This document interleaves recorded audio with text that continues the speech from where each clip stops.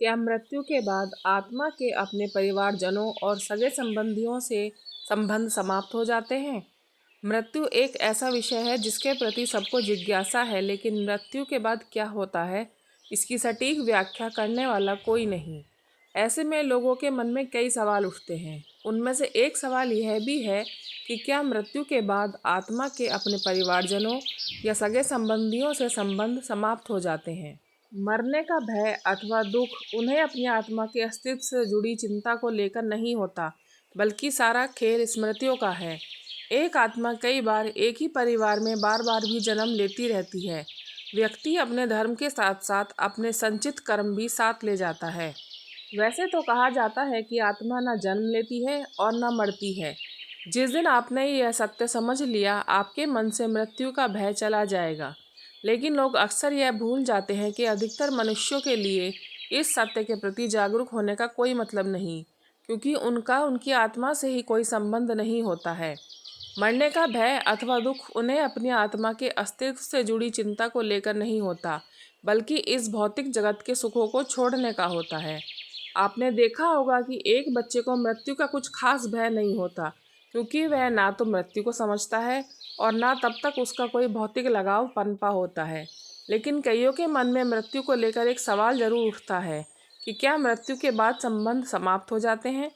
वैसे तो इस सवाल का कोई ठीक ठीक जवाब नहीं, लेकिन वेदों की मदद से कुछ कड़ियाँ अवश्य जोड़ी जा सकती हैं। सारा खेल स्मृतियों का है। गरुड़ पुराण में कहा गया है कि जब कोई आत्मा मरती है तो वह कम से कम 30 सेकंड या कई बार 3 दिन, 13 महीने अथवा 3 साल का समय लेकर भी फिर से जन्म लेती है। अगर उनके जन्म लेने में काफ़ी समय रहता है तो वह फिर अधोलोक या पितृलोक चली जाती है। अगर वह आत्मा 30 सेकंड या कुछ दिनों में ही जन्म ले लेती है तो यह सोचना मुश्किल है कि उसका उसके सगे संबंधियों से कोई रिश्ता रह जाता है। हाँ, लेकिन एक पुनर्जन्म की घटना जरूर है, जिसमें एक्सीडेंट में मरने के आधे घंटे बाद ही एक आत्मा ने जन्म ले लिया और उसे अपने पिछले जन्म के सभी परिवार वालों के बारे में याद था। ऐसे कई केस आए हैं जिनमें लोगों को पिछले जन्म की बातें याद हैं।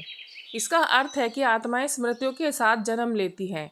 इसके अतिरिक्त शास्त्रों में इस बात का भी जिक्र किया गया है कि कुछ आत्माएं अकाल मृत्यु या किसी प्रयोजन के कारण इस जगत को छोड़कर जा नहीं पाती। इसका अर्थ है कि कुछ आत्माएं जब अकस्मात चली जाती हैं या जो दोबारा जन्म नहीं लेती लेकिन मोहवंश दोनों लोगों के बीच फंसी रह जाती हैं, वो चाहकर भी अपने सगे संबंधियों से रिश्ता नहीं तोड़ पाती। हालांकि सारा खेल स्मृतियों का है। जो पुनर्जन्म लेते हैं वो भी धीरे धीरे पिछले जन्म की बातें भूलते जाते हैं, और जो आत्माएं जन्म नहीं लेती वो भी अपने मृत्यु के वक्त के साथ अपनी सभी स्मृतियों को खो देती हैं। एक आत्मा कई बार एक ही परिवार में बार बार जन्म भी लेती रहती है।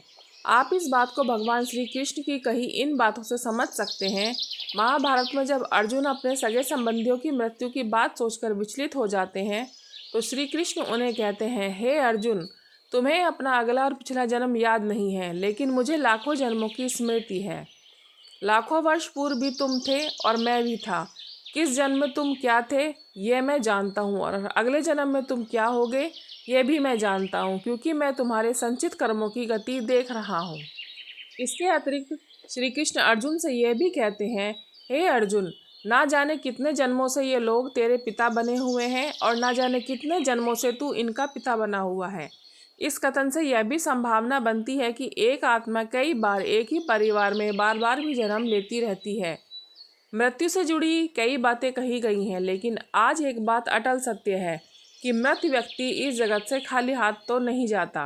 मृतम शरीरम उत्सृज्य काष्ठलोष्ट संशितो विमुखा बांधवा यंती धर्मस्तम अनुगच्छति। इस श्लोक का अर्थ है कि जब कोई व्यक्ति मर जाता है तो उसको मिट्टी के ढेले के समान छोड़कर सभी रिश्तेदार मुंह फेर कर चले जाते हैं।